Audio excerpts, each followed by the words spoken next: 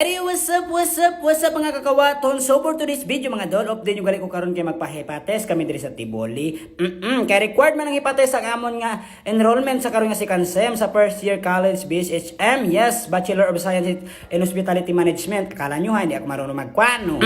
Gali ni siya ang magtusok sa akon guys, no bata ni Mayor Dibu is to one man arang kulba ako ni diri kay basi dalom ang dulot niya. Tani hindi man padalumon ang pagdulot sang dagom ni ate diri sa kuha. Yes, shout out sa imo ate no. Grabe kayo ang kulba ko ba kay kung sa tato nga dagom ni hindi ko makulbaan pero kung mga amo ni kilagdom abi ang mga dulot sini nga mga dagom ni kitag tunga daw sa siren sang kuan nga dugo sa imo na. Wala pa ko ginatusukan ni ate sang dagom dira. Nakulbaan ako kay what if magpositive ako sa HEPA. Kay bawal gid bala sa HM ang HEPA. Ship course gid ka pag magka-HEPA ka. So amba ko na batay ano ko ako nga course sa sunod ko magka-HEPA ako. Tani mag-negative ko bi. O ginaampo ko gid sa atong palangga nga Ginoo nga tani mag-negative ako diri sa akon nga pa-HEPA test ni diri gina.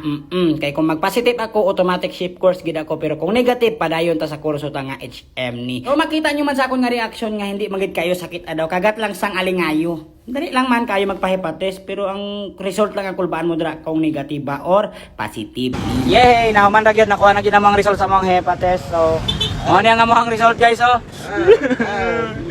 Okay, non-reactive. So padayon sa pag-inom kay wala pa nag-epekto ang kwan, wala pa nagbatong dugo. So padayon kita pang inom ni. Negative ta negative.